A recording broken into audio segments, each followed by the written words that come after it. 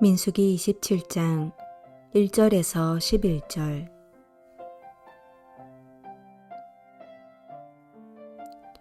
요셉의 아들 므낫세 종족들에게 므낫세의 현손 마길의 증손 길르앗의 손자 헤벨의 아들 슬로브앗의 딸들이 찾아왔으니 그의 딸들의 이름은 말라와 노아와 호글라와 밀가와 디르사라.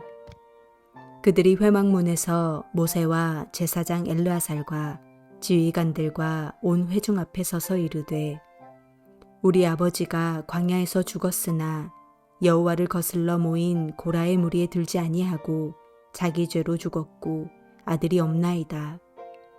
어찌하여 아들이 없다고 우리 아버지의 이름이 그의 종족 중에서 삭제되리이까? 우리 아버지의 형제 중에서 우리에게 기업을 주소서 하매 모세가 그 사연을 여호와께 아뢰니라. 여호와께서 모세에게 말씀하여 이르시되, 슬로브앗 딸들의 말이 옳으니 너는 반드시 그들의 아버지의 형제 중에서 그들에게 기업을 주어 받게 하되 그들의 아버지의 기업을 그들에게 돌릴지니라. 너는 이스라엘 자손에게 말하여 이르기를, 사람이 죽고 아들이 없으면 그의 기업을 그의 딸에게 돌릴 것이요, 딸도 없으면 그의 기업을 그의 형제에게 줄 것이요, 형제도 없으면 그의 기업을 그의 아버지의 형제에게 줄 것이요, 그의 아버지의 형제도 없으면 그의 기업을 가장 가까운 친족에게 주어 받게 할지니라 하고, 나 여호와가 너 모세에게 명령한 대로 이스라엘 자손에게 판결의 규례가 되게 할지니라.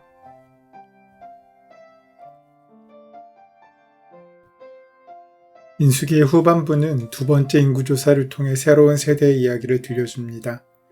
1세대의 불신앙과 불순종으로 인한 실패와 대조적으로 2세대에 관한 이야기에는 하나님이 주실 약속의 땅에 대한 소망이 가득합니다.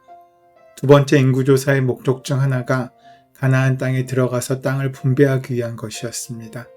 오늘 본문에는 그 땅의 분배 과정에 생겨난 문제에 대한 이야기로 슬라브앗의 딸들에 대한 이야기가 등장합니다.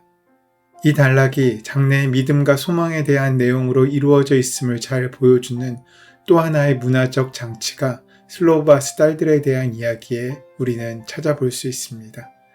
이 단락의 처음과 끝에 언급되는데 이 이야기의 핵심은 가나안 땅에서 얻을 기업의 분배에 대한 것이었습니다. 이스라엘 백성들이 가나안 땅에 들어가는 것과 땅을 기업으로 받는 것을 얼마나 실제적으로 믿고 소망하고 있는지를 잘 보여주고 있습니다. 민수기는 크게 두 부분으로 나눌 수 있습니다. 1장부터 25장까지는 광야의 1세대에 대한 이야기이고 26장부터 36장까지는 광야의 2세대에 대한 이야기입니다. 그리고 26장은 광야 2세대의 출발을 알리는 장입니다. 여기서 슬라브와 딸들에 대한 이야기가 등장합니다. 그리고 오늘 본문에서 다시 언급되고 있습니다. 물론 민수기 마지막 장에서도 이 사건은 다시 나옵니다. 그만큼 중요한 사건이었던 것입니다. 광야 생활이 끝나갈 무렵 모압 평지에서 하나님께서는 두 번째 인구조사를 명령하셨습니다. 두 번째 인구조사의 결과는 첫 번째 인구조사 때와 거의 비슷한 인구수를 보였습니다. 거칠고 메마른 광야에서 200만 명 이상 되는 사람들이 40년을 산다는 것은 불가능한 일입니다.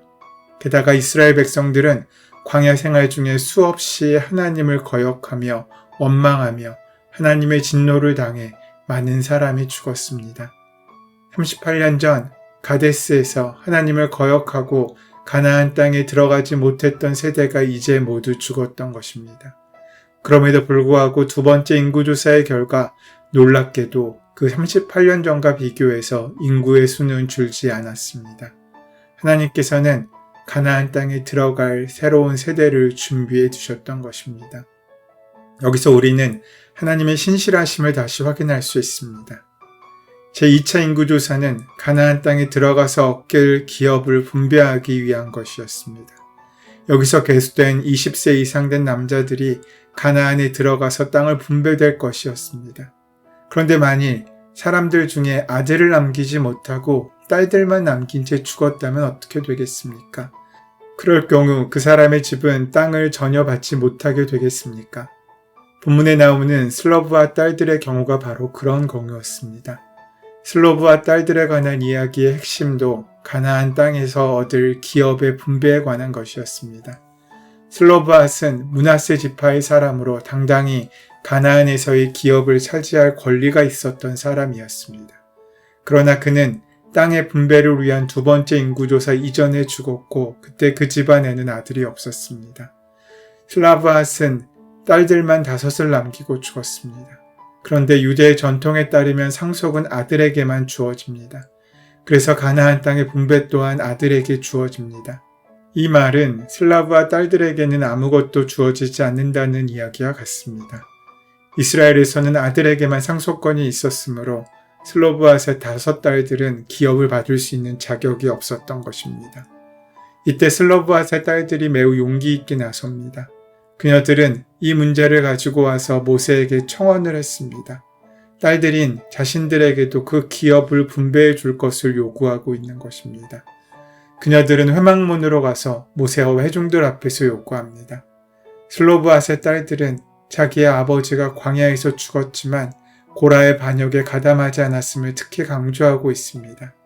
만일 고라의 반역에 가담해서 하나님의 심판을 받았다면 그들이 기업을 받지 못하는 것은 지극히 당연한 일이었을 것입니다. 26장에서도 르우벤 지파의 계수를 기록할 때 고라의 반역이 언급되었는데 여기서도 그 사건을 언급하고 있습니다. 성경은 반역의 죄를 특히 가장 중하게 취급하고 있는 것으로 우리는 알 수 있습니다. 오늘 우리가 가장 두려워할 죄가 바로 이 반역의 죄입니다. 그것은 하나님의 뜻을 거스르는 행위이고 우리 안에 하나님보다 세상의 것을 더 중요시 여기는 우상숭배의 죄일 수 있게 되기 때문입니다. 그녀들은 우리 아버지는 고라의 무리에 들지 않았고 자기 죄로 죽었다고 합니다. 즉 가문과 기업을 잊지 못할 만큼 큰 죄를 짓지 않았다. 곧 광야에서 죽은 일반적인 1세대와는 다르지 않다는 것입니다. 다른 것이 있다면 아들이 없다는 것인데 그것이 아버지의 이름으로 받을 기업이 없어져야 할 이유가 될 수는 없다며 딸들인 우리에게 아들에게 주어질 그 기업을 달라고 요청하고 있는 것입니다. 슬로브앗의 딸들이 제기한 문제는 율법에 규정되어 있지 않은 문제였습니다. 그러므로 모세는 이 문제를 하나님께 가지고 나아갔습니다. 하나님께서는 슬로브앗의 딸들에게도 장차 얻게 될 가나안 땅을 분깃으로 나누어 주라고 하십니다. 그리고 기업을 나누는 일에 있어서 보완된 원칙을 말씀해 주십니다. 어떤 사람이 아들이 없이 죽는 경우에는 그 기업을 딸들이 상속하도록 했습니다. 딸도 없을 경우에는 그 사람의 형제에게 주도록 했고 형제도 없으면 아버지의 형제에게, 그도 없으면 가장 가까운 친족에게 주도록 했습니다. 하나님께서 이와 같이 지시하신 것은 이스라엘 백성들이 가나안 땅에 들어가서 얻을 기업이 끝까지 그 사람의 집안에서 유지되도록 하기 위한 것이었습니다. 하나님께서는 각 지파에게 기업이 공정하게 분배되고 분배된 그 기업이 그대로 유지되기를 원하셨습니다. 하나님께서는 남자를 그 집의 대표로 삼으셨으나 그것은 여자가 남자보다 열등하다는 것을 의미하지 않습니다. 하나님께서는 남자와 여자를 동등히 여기십니다. 단지 남자를 대표로 삼으신 것뿐이었습니다. 그러므로 그 가정의 대표가 될 남자가 없을 경우에는 여자가 당연히 대표가 되어 기업을 상속받게 하신 것입니다. 모세가 이 사연을 들고 하나님께로 나아갔고 하나님께서는 슬로브앗의 딸들의 말이 옳다고 인정해 주시며 그 기업을 딸들에게 주도록 하셔서 그와 함께 상속에 대한 율법을 보완해 주신 것입니다. 여자들은 이 세상에서뿐만 아니라 천국에서 기업을 누리는 데 있어서도 남자들과 동등한 권리를 갖고 있습니다. 여자들이 상속권에 인정되지 않았던 환경에서 슬로브앗의 딸들은 하나님의 약속을 붙잡고 용기 있게 아버지의 기업을 요구했습니다. 이것은 가나안 땅의 정복을 두려워하여 애굽으로 돌아가고자 했던 비겁한 남자들과는 비교되는 모습이었습니다. 용기 있는 슬로브앗의 딸들의 이야기가 민수기 마지막 단락의 처음과 끝을 장식하며 그 주제를 제시하는 이야기로 배치된 것은 이렇게 약속의 땅에 대한 확고한 믿음이 있고 그 믿음에 대하여 우리의 모든 것을 걸 수 있는 바로 그 마음이 믿음의 시작이고 능력의 시작임을 우리에게 말씀해 주고 있는 것입니다. 오늘 본문의 주제는 그저 딸들이 기업을 받았다라는 이야기가 아닙니다. 가만히 있지 않고 자신들의 처지를 능동적으로 알렸다는 것도 주제가 아닙니다. 이 사건의 정말 중요한 주제는 이전에 우리가 너무나 당연시 여겼던 전통적인 가치관을 허물었다는 데 있습니다. 율법이 우리에게 은혜가 되는 순간은 그 율법이 살아있을 때입니다. 하지만 그 율법이 문서화되고 화석화되어서 우리에게 그저 지켜야 할 의무와 조문이 되는 순간 율법은 우리를 정죄하는 도구가 됩니다. 하나님의 말씀도 마찬가지입니다. 하나님의 말씀을 믿는다는 것은 하나님의 역사와 은혜를 우리 삶 가운데 날마다 살아있는 인격으로 만나는 것입니다. 새로운 가나안 땅에 들어가는 것은 그곳이 적각골이 흐르는 땅이어서가 아닙니다. 우리가 그곳을 하나님의 은혜 가운데 온전히 붙잡고 믿음으로 나아갈 때 하나님께서 그 땅을 우리에게 참된 복음의 땅으로 복된 곳으로 바꾸실 것을 우리가 믿는 믿음이 그 땅을 우리에게 복지로 만드는 것입니다. 가나안 땅에서 반드시 기업을 받고자 말겠다는 슬로브앗의 5딸들의 태도는 하나님을 기쁘시게 했습니다. 그 믿음이야말로 그곳을 믿음의 땅, 복음의 땅, 참된 축복의 땅으로 바꾸는 능력의 시작이었습니다. 가나안 땅에서 반드시 그 기업을 받고야 말겠다는 슬로브앗의 딸들의 태도는 하나님을 기쁘시게 했습니다. 광야 40년 동안 이스라엘 자손들은 걸핏하면 애굽으로 돌아가자고 말했습니다. 그러나 슬로브앗의 딸들은 가나안 땅에 대한 하나님의 약속을 굳게 믿었습니다. 그리고 그 기업을 사모했습니다. 하나님께서는 이러한 태도를 기뻐하십니다. 하나님의 은혜는 믿음으로 겸손하게 사모하는 자들의 것입니다.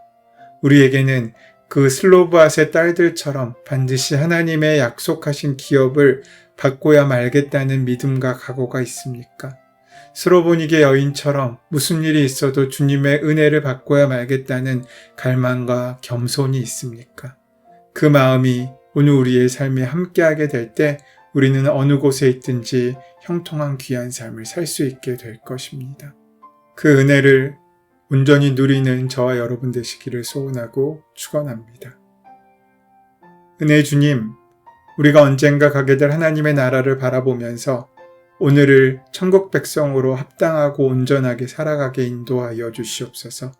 예수 그리스도의 이름으로 기도드립니다. 아멘. 이제 오늘 우리에게 주신 말씀이 나에게 허락하신 말씀, 내 귀에 들리는 말씀으로 만나지기 위하여 성령의 도우심을 구하며 깊은 기도와 간구로 주님께 나아가는 시간 가지도록 하겠습니다. 함께 기도합니다.